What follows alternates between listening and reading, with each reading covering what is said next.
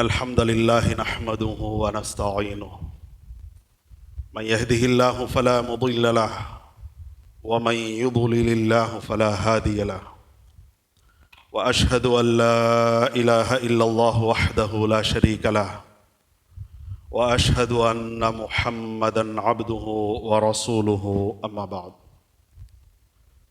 فأعوذ بالله من الشيطان الرجيم بسم الله الرحمن الرحيم فإن حاجوك فقل أسلمت وجهي لله ومن اتبعني وقل للذين أوتوا الكتاب والأميين أأسلمتم فإن أسلموا فقد اهتدوا وإن تولوا فإنما عليك البلاغ والله بصير بالعباد اللهم صل على محمد وعلى آل محمد كما صليت على إبراهيم وعلى آل إبراهيم إنك حميد مجيد اللهم بارك على محمد وعلى آل محمد كما باركت على إبراهيم وعلى آل إبراهيم إنك حميد مجيد.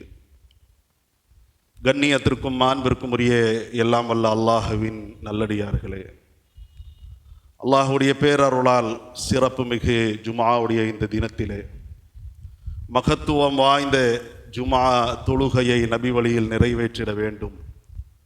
ஜும்ஆ உரையை செவிமடுத்து இஸ்லாமிய விழிப்புணர்வையும் ஈமானிய புத்துணர்வையும் பெற வேண்டும் என்ற ஒரு உயரிய நோக்கத்தோடு அல்லாஹ்வுடைய திருப்பள்ளியை நோக்கி நாம் அனைவரும் வருகை புரிந்திருக்கும் இந்த சமயத்திலே ஜும்ஆவுடைய முன்னுரையில் நான் உங்களிடத்திலே வாசித்து காட்டிய அருள்மறை குர்ஆனுடைய அந்த திருவசனம் என்பது குர்ஆனுடைய 3வது அத்தியாயம் சூரத்து ஆல் இம்ரானிலே இடம்பெறுகின்ற 20வது வசனம். அல்லாஹ் ரப்புல் ஆலமீன் அந்த திருவசனத்தின் வாயிலாக குறிப்பிடுகிறான், ஃபஇன் ஹாஜூக, தூதரே முஹம்மதே, நீங்கள் மார்க்கத்தை எடுத்துச் சொல்கிறீர்கள். இந்த மார்க்கத்திற்கு எதிராக இந்த மார்க்கத்தை ஏற்காதவர்கள் விதண்டாவாதங்கள் செய்வார்கள் என்றால், உங்களிடத்தில் தர்க்கம் செய்வார்கள் என்றால் அவர்களை பார்த்து நீங்கள் சொல்லிவிடுங்கள், நீங்கள் ஏற்காவிட்டாலும் நாம் இந்த மார்க்கத்தை ஏற்றிருக்கிறோம்.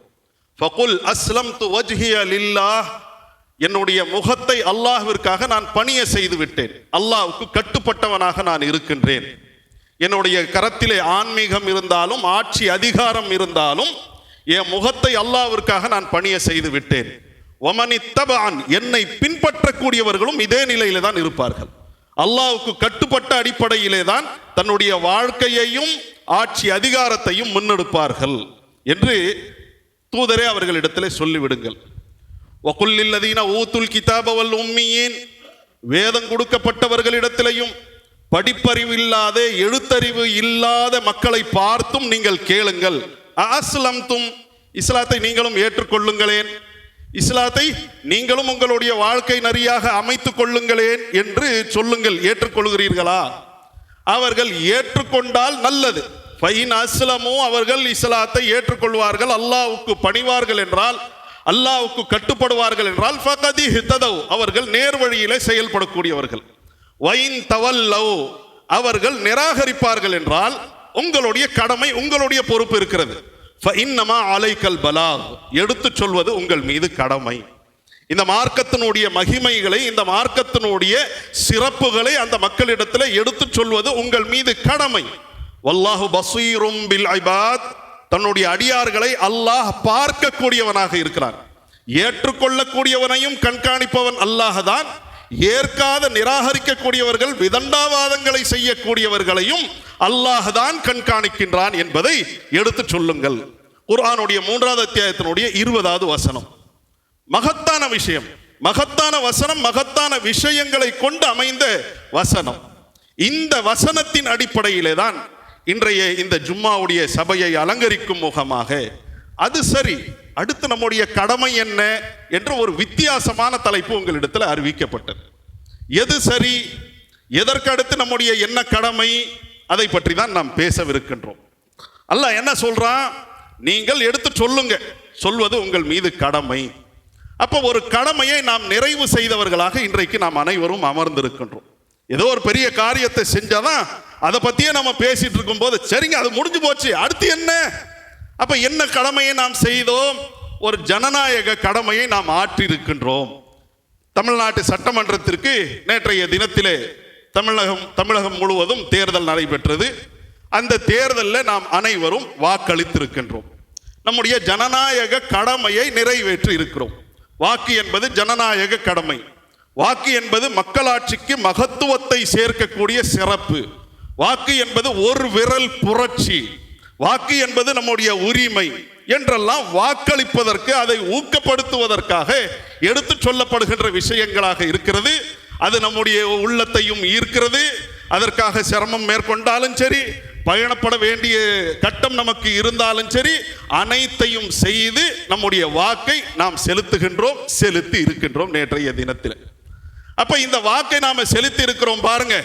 4 முனை போட்டி, 5 முனை போட்டி, 6 முனை போட்டி. 4 முனை போட்டினா நம்ம எல்லாருக்கும் தெரியும். 5 முனை போட்டினா ஒரு 2 பேர் தென் மாவட்டங்களில் வாக்குகளை பிரிக்கக்கூடிய ஒரு கூட்டணி. அதற்கு அடுத்த 6 முறை போட்டி என்று சொன்னால், 6 முனை போட்டி என்று சொன்னால், பல இடங்கள்ல எல்லா இடங்கள்லையும் சுயேட்சைகள் போட்டியிடக்கூடியவர்களாக இருக்கிறார்கள். அப்ப இதுல நமக்கு சாதகம் என்பதை விட இன்றைய அரசியலுடைய சூழல் எப்படி இருக்கிறது என்றால், நமக்கு பாதகத்தை ஏற்படுத்தாதவர்களை தேர்வு செய்ய வேண்டும் என்ற ஒரு இக்கட்டான சூழல். நாம் அனைவரும் அதை கருத்திலே கொண்டுதான் நம்முடைய வாக்கை செலுத்தி இருப்போம்.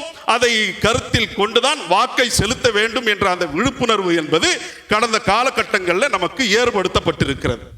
அப்ப இந்த மாதிரி நாம வாக்கை செலுத்தி இருக்கிறோம் பாருங்க. யாருக்கு செலுத்தி இருக்கிறோம்? கட்சிகளுக்கு செலுத்தி இருக்கிறோம். அந்த கட்சிகள் கூட்டணிகளை அமைக்கிறார்கள், அந்த கூட்டணிக்கு செலுத்துகிறோம். அதே விதமாக கட்சிகளுக்கு செலுத்துகிறோம். இவர்கள்லாம் என்ன கட்சி? அரசியல் கட்சிகளாக இருக்கிறார்கள்.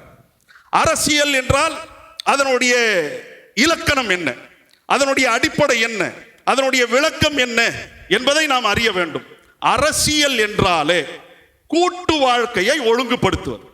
நாம் அனைவரும் மனிதர்களாக இருக்கிறோம். மனிதர்களாக இருந்து காட்டு விலங்கு மாதிரி தனித்தனியா இருக்க முடியாது. மனிதர்கள் என்றால் நமக்கு என்று அறிவு இருக்கிறது, சிந்தனை இருக்கிறது. அதில் நம்மில யாரும் ஒருவரை கொண்டு மற்றவருக்கு பாதகம் ஏற்படுத்தாத விதத்தில் கூட்டு வாழ்க்கையை ஒழுங்குபடுத்துவது என்பதுதான் அரசியல். அந்த அரசியலில் இருந்து பிறந்து வரக்கூடியதுதான் அரசு. Government is from politics. பாலிடிக்ஸில் இருந்து தான் கவர்மெண்ட். அரசியலில் இருந்து தான் அரசு அதிகாரம் என்பதை நாம் கவனத்தில் கொள்ள வேண்டும். அப்ப அரசியல் என்றால் அது ஒரு கலை, ஒழுங்குபடுத்தக்கூடிய கலை, சமன்படுத்தக்கூடிய ஒரு கலை. சட்டங்களை இயற்றி, திட்டங்களை தீட்டி, மக்களுக்கு மத்தியிலே சட்டம் ஒழுங்கையை சீர்படுத்துவது, சமூக நீதியை கொடுப்பது. ஒரு வரியில உங்களுக்கு சொல்ல வேண்டும் என்றால், யாருக்கு என்ன, எப்படி, எப்போது தீர்மானித்து கொடுக்க வேண்டும், யார் யாருக்கு என்ன தேவை என்பதை தீர்மானித்து ஒழுங்குபடுத்தி அதை செயல்முறைப்படுத்துவதுதான் அரசியல். இப்படிப்பட்ட இந்த அரசியல் என்பது இன்னைக்கு எப்படி இருக்கிறது? அரசியலுங்கிறது நமக்கு பிடிக்காவிட்டாலும் அந்த அரசியல்ல தான் நாம எல்லாரும் இருக்கிறோம். அரசியல் என்றாலே அதை ஒதுக்கி தள்ளக்கூடிய ஒரு நிலை தான் இன்றைக்கு சமூகத்திலே இருக்கிறது. அரசியல்வாதின் பல பேரெல்லாம் இருக்கிறாங்க, பெரிய மிடுக்கோடு வர்றாங்க போறாங்க, அதெல்லாம் ஒரு பக்கம் இருக்கட்டும். ஆனால் இன்றைக்கு அரசியல் என்ன நிலையில இருக்கிறது? நான் பொதுவா பேசுறேன். அரசியல் என்பது என்ன நிலையில இருக்கிறது? ஒரு மாணவனை பார்த்து, ஒரு மாணவியை பார்த்து, என்னங்க நீங்க ஆகவிருக்கிறீர்கள்? டாக்டர் ஆகணும், இன்ஜினியர் ஆகணும், வக்கீல் ஆகணும், ஆடிட்டர் ஆகணும், ஹாஃபிஸ் ஆகணும், ஆலிமா ஆகணும், நல்லவனா மாறணும், சயின்டிஸ்டா மாறணும், விமானியா மாறணும், டிரைவரா மாறணும், ஐஏஎஸ் மாறணும், ஐபிஎஸ் மாறணும். ஒவ்வொருவருக்கும் ஒவ்வொன்றின் மீது ஈர்ப்பு, அதன் அடிப்படையிலே அதனை நோக்கி செயல்படக்கூடியவர்களாக இருக்கிறார்கள். மாணவர்கள் மாணவிகளுக்கு ஒரு விருப்பம் இருக்கும், அவர்களுடைய பெற்றோர்களுக்கு ஒரு விருப்பம் இருக்கும். ஏதோ ஒரு விதத்தில் கடைசியாக ஒரு முடிவுக்கு அதன் பால் செயல்படக்கூடியவர்களாக, அதை படிக்கக்கூடியவர்களாக, அதற்கு பயிற்சி எடுக்கக்கூடியவர்களாக, அதன் வாயிலாக பொருளாதாரத்தை ஈட்டக்கூடிய ஒரு நிலையை பார்க்கலாம். யாராவது டாக்டர் ஆகணும், அரசியல்வாதி இது ஆகணும்ன்றதெல்லாம் சொல்ற யாராவது நான் அரசியல்வாதி ஆகணும், என்னங்க உங்க இலக்கு? நான் அரசியல்வாதி ஆகணும், நான் பாலிட்டிஷியனா மாறணும், யாராவது ஒருவர், ஒரு 100 பேர்ல இல்ல 1000 பேர்ல ஒருவராவது அதை சொல்வதற்கு முன் வருகிறார்களா? ஏன் முன் வரவில்லை என்று சொன்னால், அரசியல் என்றாலே இன்றைக்கு ஒரு சாக்கடையாக இருக்கிறது. எல்லாவற்றையும் விட நம்முடைய தனிப்பட்ட வாழ்க்கையை விட அதுதான் கரெக்டா இருக்கணும் அரசியல் என்பது. ஏன்னா அரசுங்கிறது நமக்கு தேவை. அந்த அரசை இயக்கக்கூடியது இந்த அரசியல். அந்த அரசியல் தான் மிகச்சரியா இருக்கணும். அந்த அரசியல் என்பதுதான் கரைபடியாததாக இருக்க வேண்டும். வல்லவனுக்கு ஒண்ணு இல்ல பலவீனனுக்கு இன்னொன்னு என்ற அடிப்படையில் இருக்கக்கூடாது. பிளவுபடுத்தக்கூடியதாக இருக்கக்கூடாது. அந்த அரசியல் என்பது அதுதான் தூய்மையானதாக இருக்க வேண்டும்.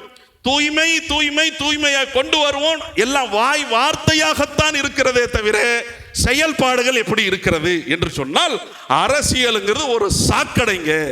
அரசியல் என்பது ஒரு சாபக்கேடு என்ற ஒரு நிலையிலேதான் இன்றைக்கு நம்முடைய நாட்டிலே நம்முடைய மாநிலத்திலே இருக்கக்கூடிய ஒரு அவலத்தை நாம் பார்க்கின்றோம். நமக்கு சாதகமானவர்களை, நமக்கு நல்லதை செய்யக்கூடியவர்களை தேர்வு செய்வதற்கு பதிலாக நமக்கு யார் பாதகத்தை குறைவா ஏற்படுத்துவார்கள், பாதகத்தை விட்டு யார் நம்மை விடுதலை கொடுப்பார்கள், பாதகத்தை விட்டு நமக்கு பாதகம் கொடுக்கிறதை விட்டு தூரமா இருப்பார்கள் என்று பார்த்துதான் வாக்களிக்கக்கூடிய ஒரு அவல நிலை மக்களுக்கும் இருக்கிறது. இந்த நாட்டிலே பெரும்பான்மையிலேயே சிறுபான்மையாக இருக்கக்கூடிய ஒதுக்கி தள்ளப்படக்கூடிய ஒரு நிலையில இருக்கக்கூடிய முஸ்லிம்களுக்கும் இந்த நிலையாகத்தான் இருக்கிறது. இந்த சமயத்தில் இந்த அரசியல்ல தான் நம்ம பங்களிப்பு செய்ய முடியும். வேற ஏன்னா இதெல்லாம் எல்லாம் தலைக்கு மேல வெள்ளமாக இருக்கிறது. இதுல நீந்தி எல்லாம் எதிர்நீச்சல் போட்டு நாம வெற்றி பெற முடியாது. வெற்றி பெற முடியுங்கிற அளவிற்கு மார்க்கம் நம்மை ஊக்கப்படுத்தினாலும் அதற்காக எல்லாம் அவ்வளவு பலமானவர்களாக நாம் இல்லை. பாருங்க, இந்த சமயத்தில் நாம் அனைவரும் இந்த அரசியலிலே பங்களிப்பு செய்திருக்கின்றோம். எந்த அரசியல் என்பது இன்றைக்கு பொய்யை கொண்டு அமைந்ததாக இருக்கிறதோ, வஞ்சகம் கொண்டதாக இருக்கிறதோ, மோசடிகள் செய்யக்கூடியதாக இருக்கிறதோ, எந்த அரசியல் என்பது தனி மனித பிம்பங்களை கட்டமைக்கக்கூடியதாக இருக்கிறதோ, ஊழல் நிறைந்ததாக இருக்கிறதோ, பிளவுபடுத்தக்கூடியதாக இருக்கிறதோ, இந்த அரசியல்ல தான் 4ஓடு 5 10ஓடு 11ஆக பங்களிப்பு செய்ய வேண்டிய ஒரு இயலாமையில நாம் இருக்கிறோம். பாருங்க, இந்த சமயத்தில் யார் ஒருவர் வந்தாலும் சரி, நாம யாருக்கெல்லாம் பாதகத்தை கம்மியா ஏற்படுத்துவாங்க ஓட்டு போட்டு நாம வர வேண்டும் என்று ஆசைப்படுகின்றோம் அவர்களாக இருக்கட்டும். இல்லைங்க, வாக்கு சதவீதத்தை பார்த்தீங்களா? ஓட்டு தமிழ்நாட்டில் 85% அப்படின்னு, இதெல்லாம் என்ன ஏதோ காட்டுது அப்படின்னு சின்ன சின்ன குழந்தைங்க வந்துகிட்டு அலப்பறை செய்து கொண்டிருக்கிறார்களே, அவர்களாக இருக்கட்டும்.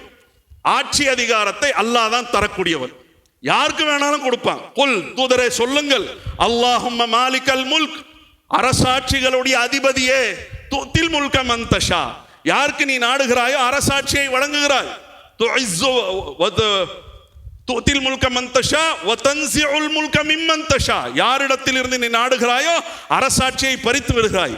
யாருக்கு நாடுகிறாயோ நீ கண்ணியத்தை தருகிறாய், யாருக்கு நாடுகிறாயோ இழிவை தருகிறார். பியதிகல் கைர், நன்மை உங்கரத்திலே இருக்கிறது, நன்மை நம்ம கையில இல்லை, நம்முடைய வாக்கிலே இல்லை, நம்முடைய ஓட்டிலே இல்லை என்பதை அல்லாஹ் ரப்புல் ஆலமீன் நமக்கு சொல்றான்.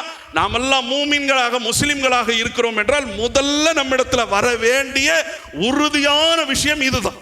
அரசாட்சிகளுடைய அதிபதி அல்லாஹ் தான், அவன் யாருக்கு நாடுவானோ அவர்களுக்கு தருவான். அப்ப அந்த அடிப்படையில் யாருக்கு வேணாலும் அல்லாஹ் கொடுப்பான்.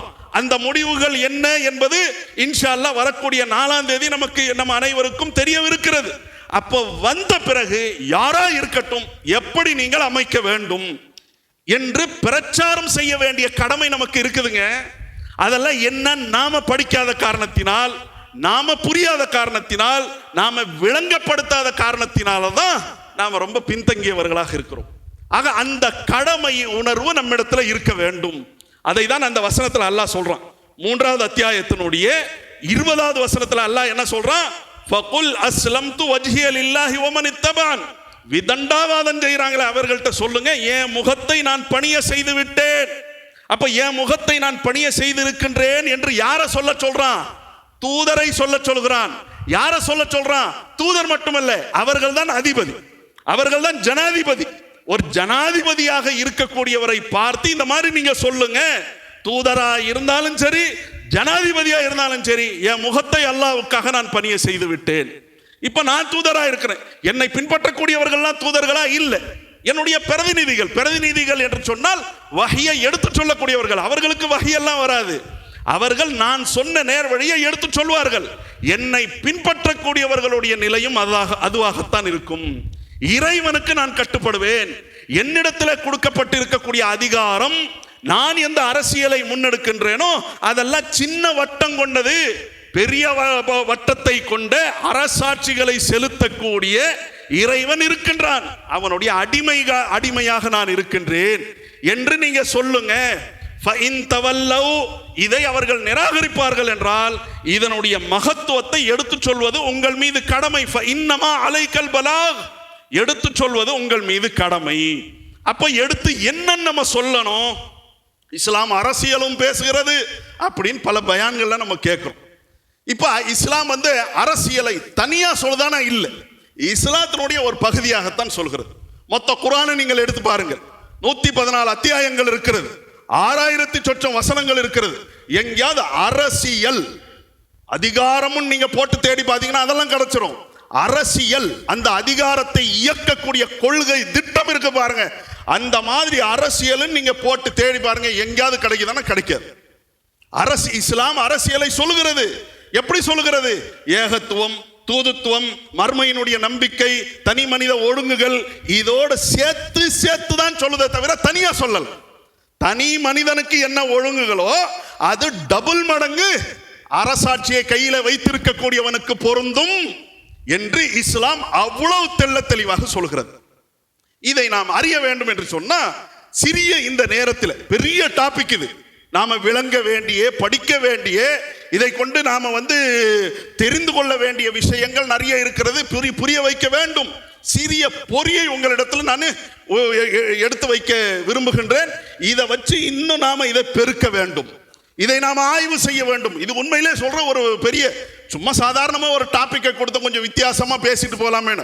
ஆனால் இதற்குள்ள உள்ள அந்த தகவல்களை நாம பார்க்கும்போது எதை சொல்றது எதை விடுறது என்று சொல்லி நமக்கே புலப்படாத அளவிற்கு அவ்வளவு விஷயங்கள் இருக்குதுங்க. இப்ப இஸ்லாம் பாருங்க, தனியா சொல்லாம எப்படி சொல்லுது பாருங்க. நபிமார்கள்ல பல பேர் மன்னர்களாக இருந்தார்கள்.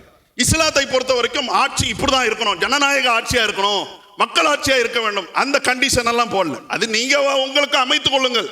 ஜனநாயகம் உங்களுக்கு பிடிக்குமா, மக்களாட்சி உங்களுக்கு பிடிக்குமா, மன்னர் ஆட்சி பிடிக்குமா, சர்வாதிகாரமா, ராணுவமா, கம்யூனிசமா, முதலாளித்துவத்தினுடைய ஆட்சியா, எதுவாக இருக்கட்டும். ஆனால் நீங்க என்ன பேர்லயாவது இருந்துக்கங்க. ஆனால் இருக்க வேண்டிய அம்சங்கள் முக்கியமானது. அந்த அரசியல் எப்படி இருக்க வேண்டும், அரசு எப்படியாவது இருந்துக்கங்க, பேரை வச்சுக்கங்க. ஆனால் அந்த அரசை இயக்கக்கூடிய அரசியல் என்பது எப்படி இருக்க வேண்டும் என்பதை அல்லாஹ் அவ்வளவு தெளிவா சொல்றான். சேர்த்து சொல்றான். நம்முடைய ஈமானோடு, நம்முடைய இஸ்லாத்தோடு சேர்த்து தான் அதை சொல்கிறான் என்பதை நாம் கவனத்தில் கொள்ள வேண்டும்.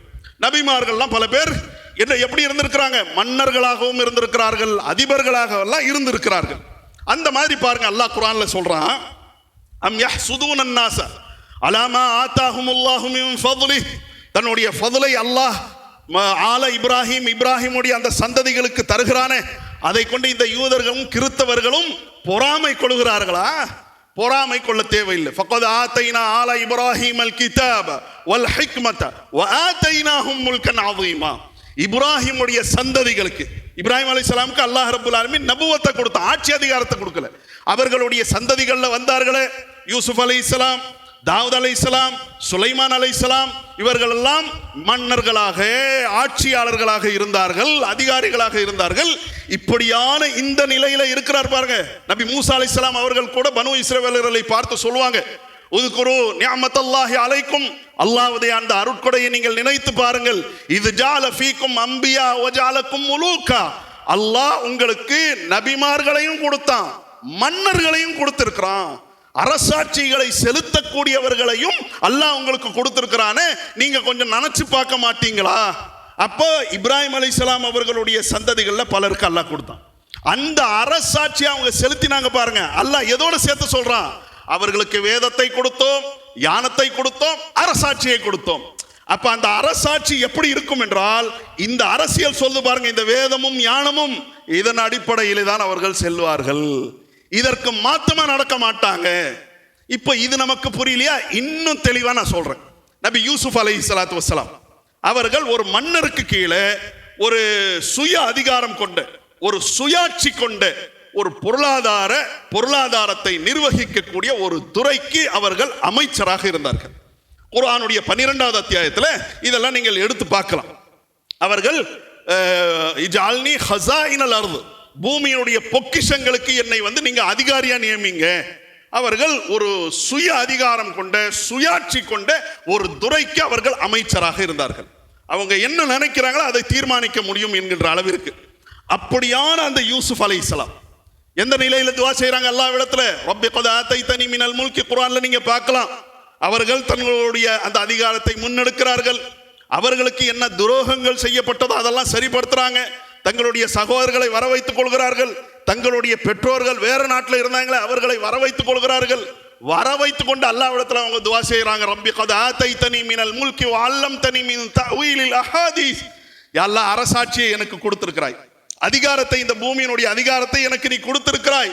அதே அல்லம்தனி மின் தஅவீலில் அஹாதீஸ், செய்திகளுடைய விளக்கங்களை நீ எனக்கு சொல்லி கொடுத்திருக்கிறாய். ஃபாத்திரஸ் ஸமாவாதி வல் அர்த், வானங்கள் பூமியினுடைய அதிபதியே, வானங்கள் பூமியை ஒழுங்குபடுத்தக்கூடியவனே, அந்த வலியி ஃபித் துன்யா வல் ஆখিরা, நான் இன்றைக்கு மன்னருக்கு கீழே உள்ள ஒரு சுய அதிகாரம் பெற்ற ஒரு பெரிய அமைச்சராக நான் இருக்கிறேன்.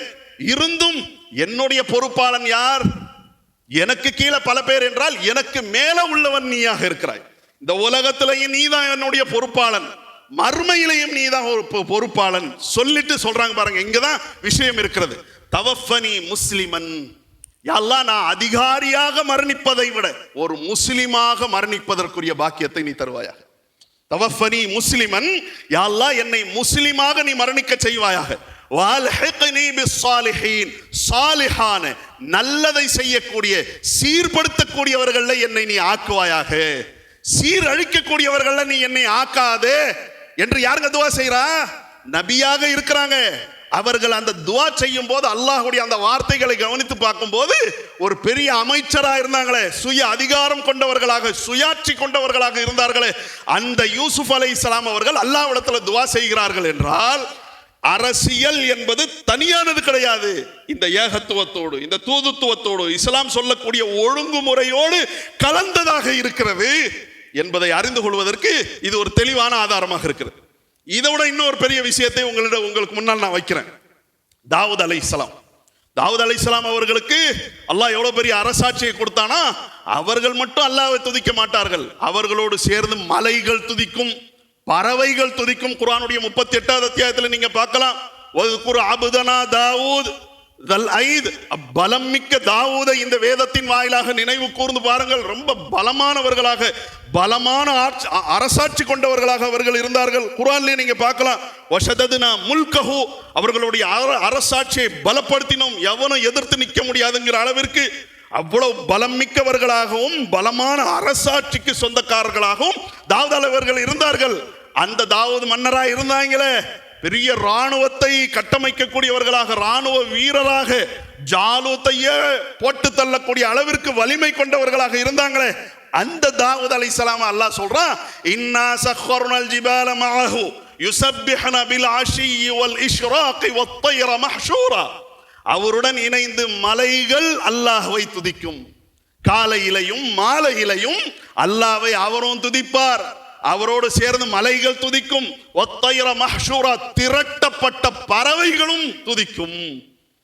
அப்ப அவர் அரசாட்சி, அவர் அரசராக இருந்தார்களே, அந்த அரசருக்குரிய அரசியல் என்பது வேதத்தில் இருந்து, யானத்தில் இருந்து கிடைக்கக்கூடியதாக இருந்தது.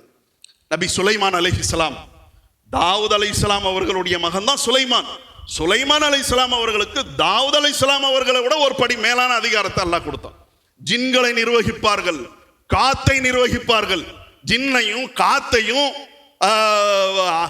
அஞ்சறிவு இல்லாத விஷயங்களையும் நிர்வகிக்கக்கூடிய அளவிற்கு யாருக்கு இன்னைக்கு உலகத்தில் அதிகாரம் இருக்கிறது? யார் கையிலையும் கிடையாது. ஆனால் அவர்கள் பாருங்க, ஜின்களையும் அது மலைகளையும் காத்தையும் நிர்வகிக்கக்கூடிய அளவிற்கு அவர்கள் இருந்தார்கள். அந்த சுலைமான் அலைஹிஸ்ஸலாம் அவர்கள் அல்லாஹ்விடத்துல துஆ செய்றாங்க. ரப்பி அவ்ஸிஅனி அன் அஷ்குர நிஅமதக அல்லதி அன்அம்த அலைய வ அலா வாலிதைய, யா அல்லாஹ், நீ எனக்கு அரசாட்சியை கொடுத்து என்ன அருள் செய்தாயோ அதற்கும் என் பெற்றோர்களுக்கு நீ கொடுத்தாயே, அதற்கும் நன்றி செலுத்தக்கூடிய, சுக்ரியா சொல்லக்கூடிய வாய்ப்பை எனக்கு நீ கொடுப்பாயாக. வாதுகில் நீ பிரஹ்மதிக ஃபீ இபாதிக ஸாலிஹீன், உன்னுடைய சாலிஹான அடியார்கள்ல நம்மையும் நீ சேர்ப்பாயாக என்று சொல்லி, அவர்களுடைய அரசியல் என்பது அல்லாஹ்வோடு மார்க்கத்தோடு தொடர்பு உள்ளதாக இருந்தது என்பதை அல்லாஹ் ரப்புல் ஆலமீன் அவ்வளோ தெளிவாக நமக்கு சொல்கின்றான். என்றால் இஸ்லாம் என்பது ஒழுங்குமுறையினுடைய ஒரு பகுதியாகத்தான் அரசியலை சொல்கிறது. அந்த அரசியல் என்பதுதான் அரசாட்சியை நிர்வகிக்கக்கூடியதாக இருக்கும். அப்ப அந்த நிர்வாகம் என்ன அடிப்படையில்? நாம் யாரை நிர்வகிக்கின்றோமோ அவர்கள் எப்படி அல்லாஹ்வுடைய அடிமைகளோ, நானும் அல்லாஹ்வுடைய அடிமைதான். அதற்குரிய தெளிவான சான்றுகளை அல்லாஹ்வுடைய தூதரிடத்தில் நாம பார்க்கலாம். நபிகள் நாயகம் ஸல்லல்லாஹு அலைஹி வஸல்லம் அவர்கள் மக்காவில் இருக்கிற காலமெல்லாம் அவர்கள் தூதராக இருந்தார்கள். மதீனாவுக்கு போன பிறகு தூதர் மட்டுமல்ல, ஜனாதிபதியும் கூட. எப்படிப்பட்ட ஜனாதிபதி? இன்றைக்கு இந்தியா துணை கண்டம் இருக்கிறது, அந்த மாதிரி மிகப்பெரிய நிலப்பரப்பிற்கு அவர்கள் அதிபராக இருந்தார்கள். எள்ளுனா எண்ணெய்ல அந்த மாதிரி தொண்டர்களை பெற்றவர்களாக இருந்தார்கள். கையசைவில் கண் அசைவில் செயல்படக்கூடிய அளவிற்கு உள்ள தொண்டர்களை பெற்றிருந்தார்கள். அப்படிப்பட்ட அந்த தூதருடைய வாழ்க்கை எப்படி இருந்தது? அவங்க அதிபராக இருந்தாங்க, சொத்து சுகங்களை சேர்த்து வச்சாங்க. பாருங்க, 20 இல்லை 200 தலைமுறைக்கும் சாப்பிடலாம். இன்றைக்கு அரசியல்வாதிகள்லாம் எப்படி இருக்கிறாங்க? வருவது 200 கோடியை தியாகம் செஞ்சுட்டு வந்திருக்கிறாருன்னா, ஏன் தியாகம் செஞ்சுட்டு வர்றாரு? வந்தா இங்க 2000 கோடியை அள்ளலாம் என்பதற்காக ஒவ்வொரு வேட்பாளரும் அப்படி கோடிக்கணக்கில், ஒரு காலகட்டம் இருந்தது ஆயிரங்கள், நம்மளாம் சின்ன வயசுல இருக்கும் போது, அப்புறமா லட்சங்களா மாறி இப்பெல்லாம் எல்லாம் கோடிகள்ல. ஒரு எந்த கூட்டணியுடைய எந்த கட்சியுடைய வேட்பாளராக இருக்கட்டும், எவ்வளவு இருக்கிறது?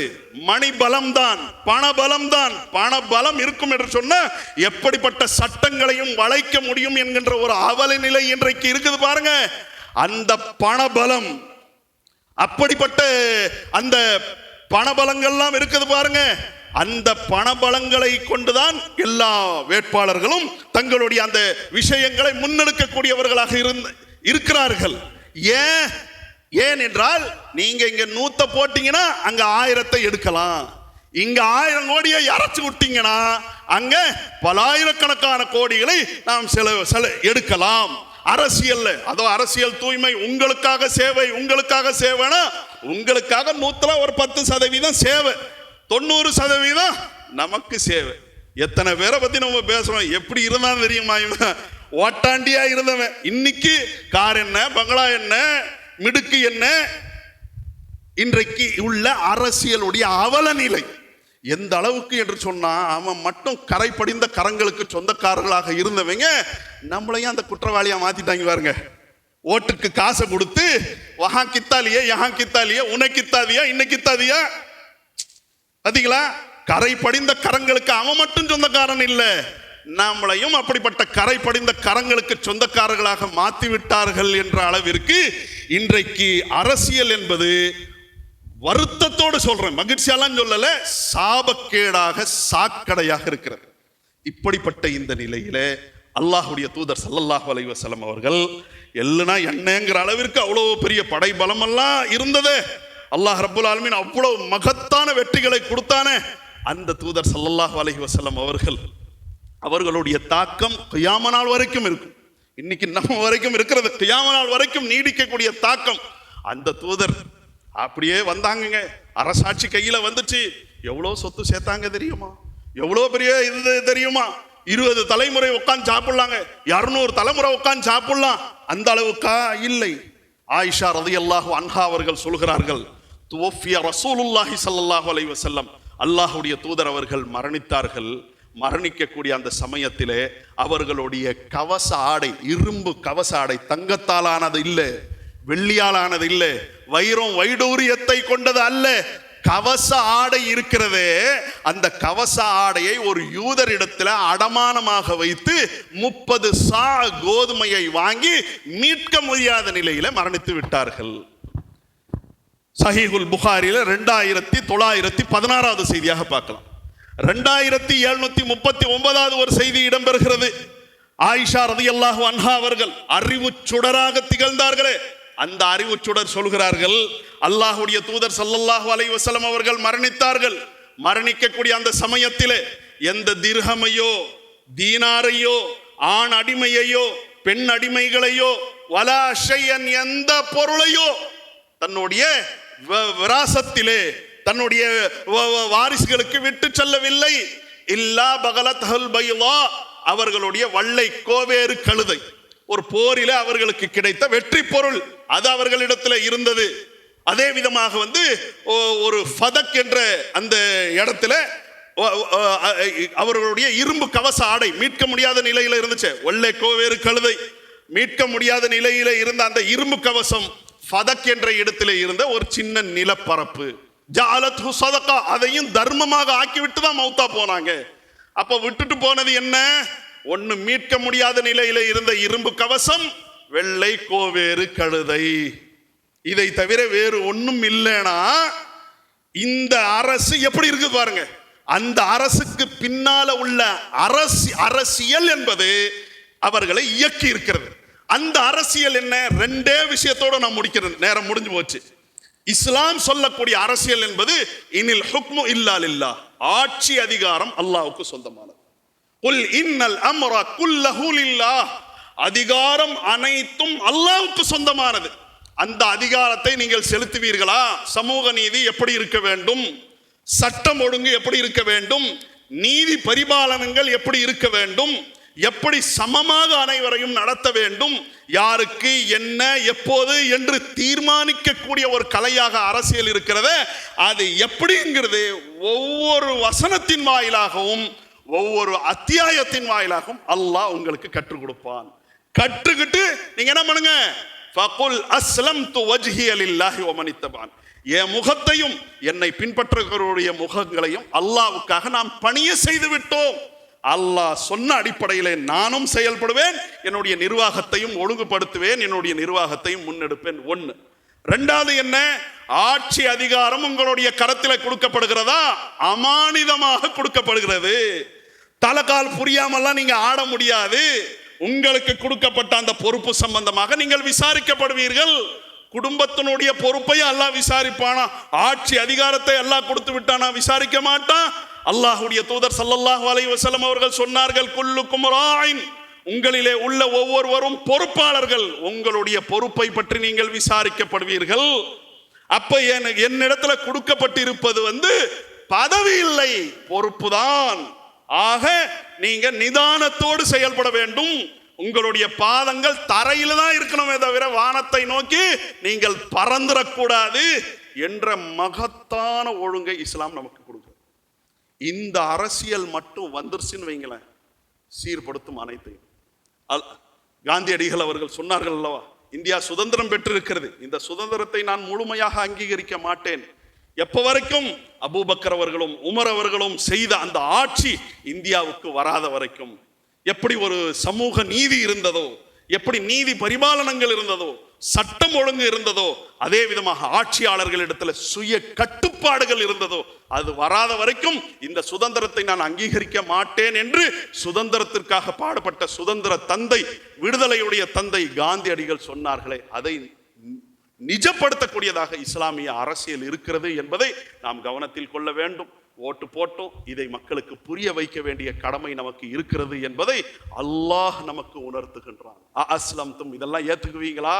ஃபைன் அஸ்லமு, அவர்கள் ஏற்றுக்கொள்வார்கள் என்றால் ஃபகத் இஹ்ததௌ, ரொம்ப அப்படி பாலாறு தேனாறு ஓடுற ஆட்சிங்கிறாங்களே, அதை சாத்தியப்படுத்த முடியும். வைன் தவல்லவ், அவர்கள் நிராகரிப்பார்கள் என்றால் ஃபஇன்னமா அலைக்கல் பலாக், கொண்டு சேர்ப்பது உங்களுடைய கடமை என்று அல்லாஹ் சொல்கிறான். இதை படிக்க வேண்டும், இதை சிந்திக்க வேண்டும், இதை நாம் உள்வாங்க வேண்டும், பிறருக்கு புரிய வைக்க வேண்டும். அதற்கு அடுத்து இன்னும் ஒரு சில கடமைகள்.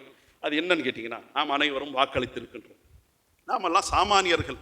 என்னதான் இருந்தாலும் இதெல்லாம் விளங்கப்படுத்த வேண்டிய கடமை நமக்கு இருக்கிறது என்பதை உணர்த்தியவனாக இன்றைக்கு நாம ஒரு வாக்களித்திருக்கின்றோம். வாக்குடைய அந்த சதவீதங்கள் அப்படிங்கிறதெல்லாம் பல விதத்தில் பயமுறுத்தக்கூடியதாக, இதெல்லாம் பல விதத்தில் பல பேசிக்கொண்டே இருக்கிறார்கள். அப்ப இதுல நாம வாக்களித்து விட்டோம், எப்படியா இருந்தாலும் அந்த அரசியல் நமக்கு பிடிக்காவிட்டாலும் அந்த அரசியல்ல கலந்தவர்களாக, அந்த அரசியல்ல அது நம்மையும் ஒன்று நல்லதை செய்யக்கூடியது நமக்கும் அதனுடைய பலன் கிடைக்கக்கூடிய அடிப்படையிலையோ பாதகத்தை பெறக்கூடிய நிலையிலையோ நாம் இருக்கின்றோம். அவங்க என்ன தீர்மானிக்கிறாங்களோ அதை நம்மை கட்டுப்படுத்தும் அல்லவா. இந்த நிலையிலே யா அல்லாஹ் நாம் தேர்வு செய்திருக்கின்றோம், நல்லவர்களை நீ நமக்கு கொடுப்பாயாக. நல்லவர்கள் அப்படிங்கிறத விட யா அல்லாஹ் நம்மை அநியாயக்காரர்கள், பிளவுபடுத்தக்கூடிய சக்திகளுக்கு நம்மை ஃபித்னாவாக, நம்மை ஒரு சோதனை களமாக ஆக்கிவிடாதே. ரப்பனா லா தஜஅல்னா ஃபித்னத்தல் லில் கௌமில் ஸாலிமீன். அல்லாஹ் அநியாயக்காரர்களுக்கு நம்மை ஒரு ஃபித்னாவாக நீ ஆக்கிவிடாதே. வனஜ்ஜினா பிரஹ்மதிக மினல் கௌமில் காஃபிரீன். அல்லாஹ் இந்த காஃபிர் கூட்டத்தை விட்டு நீ நம்மை காப்பாற்றுவாயாக என்று அல்லாஹ்விடத்தில் துஆ செய்யக்கூடியவர்களாக, நம்மால் சுமக்க முடியாதவர்களை எல்லாம் நம்மீது நீ சுமத்தி விடாதே என்று அல்லாஹ்விடத்தில் பிரார்த்திக்கக்கூடிய கடமையும் நமக்கு இருக்கிறது என்பதை நாம் கவனத்தில் கொள்ள வேண்டும். அல்லாஹ் ரப்புல் ஆலமீன் இந்த விஷயங்களை விளங்கி சரியான விதத்தில் செயல்படக்கூடிய நல்ல மக்களாக நம் அனைவரையும் ஆக்கியரில் புரிவானாக. அல்ஹம்துலில்லாஹி வஹதா வஸ்ஸலாத்து வஸ்ஸலாமு அலா மல்லா நபிய பாதஹ் அம்மா பாத். கண்ணியத்திற்கும் மாண்பிற்கும் உரிய எல்லாம் வல்ல அல்லாஹ்வின் நல்லடியார்களே, அரசியல் ரீதியாக நம்முடைய கடமை என்ன என்பதை ஒரு அளவிற்கு முதல் உரையிலே நாம் அறிந்தோம். இன்னொரு மகத்தான கடமையும் நமக்கு இருக்கிறது, நம்முடைய குடும்பம். அந்த குடும்பத்தில் அல்லாஹ் நம்மை கொண்டு ஏற்படுத்தி இருக்கின்ற சந்ததிகள், அந்த சந்ததிகள் இத்தனை காலம் அவங்க பள்ளிக்கூடத்திற்கு சென்றவர்கள், கல்லூரிக்கு சென்றவர்கள், அதெல்லாம் இன்றைக்கு விடுமுறையில் இருந்து நம்மோடு அவர்கள் தங்களுடைய வாழ்க்கையை பகிரக்கூடிய நிலையில் இருக்கிறார்கள்.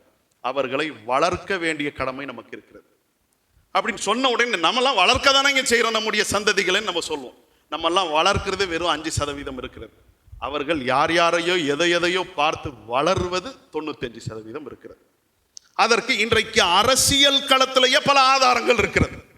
அரசியல் களத்திலேயே சில புதியவர்கள் வர்றாங்க, அவர்கள் திரைத்துறையில் இருந்து வந்த உடனே அந்த முகத்தை பார்த்து இவன் பாயிரம். அவனிடத்துல என்ன இருக்கிறது? சினிமா வேறடா, அது திரைடா, இது தரையிடா, அது பொய்யிடா, இது நிஜண்டா, எதுவும் அவனுக்கு புரிய மாட்டேங்குது. புரியாம அந்த தலைவரை பார்க்கணுமா, சாக்கடை டிச்சுக்குள்ள போய் தான் அந்த ஆளை பார்க்க முடியும்னா அதற்காகவும் தயார். அதில நம்முடைய சமுதாயம் முந்தில இருக்குது அப்படிங்கிறது ரொம்ப ரொம்ப வருத்தமான விஷயம். ஆக இப்படிப்பட்ட இந்த நிலையில நம்முடைய சந்ததிகளை வளர்க்க வேண்டிய கடமை நமக்கு இருக்கிறது.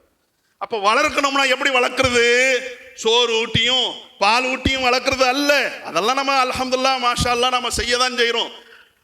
நாம ஏதோ பழையதையும் சாப்பிட்டாலும் கூட நம்முடைய சந்ததிகள் தரமானதை சாப்பிட வேண்டும் என்கின்ற அந்த முனைப்பு காட்டக்கூடியவர்களாக இருக்கிறோம். அதுல மாற்று கருத்து இல்லை. வளர்ப்பது என்றால் என்ன? மார்க்கத்தை ஊட்டி வளர்ப்பது. ஒரு அரசியல்வாதியையே இந்த மார்க்கம் சீர்படுத்தும்னா நம்முடைய சந்ததிகளை சீர்படுத்தாதா? ஆக மார்க்கத்தை சொல்லி வளர்க்க வேண்டிய கடமை நமக்கு இருக்கிறது. அல்லாஹ் சொல்றான், யா அய்யுஹல்லதீன ஆமனு, இறை நம்பிக்கை கொண்டவர்களே, கூ அன்ஃபுஸக்கும் வஅஹ்லீக்கும் நாரா, உங்களையும் உங்களுடைய குடும்பத்தையும் நரக நெருப்பை விட்டு காத்துக் கொள்ளுங்கள். அப்ப அல்லாஹ் அழைத்து சொல்றது என்ன? நேரம் முடிஞ்சிருச்சு, ரொம்ப மகத்தான விஷயம். ஈமான் கொண்டவர்களே என்று அழைச்சி உன்னையும் உன் குடும்பத்தையும் நரக நெருப்பை விட்டு காத்துக்கன்னு அல்லாஹ் சொல்றானே, இது சரியானதா? அல்லாஹ் எப்படி சொல்லி இருக்கணும் தெரியுமா? நம்பிக்கை கொண்டவர்களே சொர்க்கத்துக்கு போறதுக்காக பாடுபடுங்க, சொர்க்கத்திற்குள்ள நுழையுங்க அப்படின்னு சொல்லல. நம்பிக்கைன்னு வந்துருச்சு.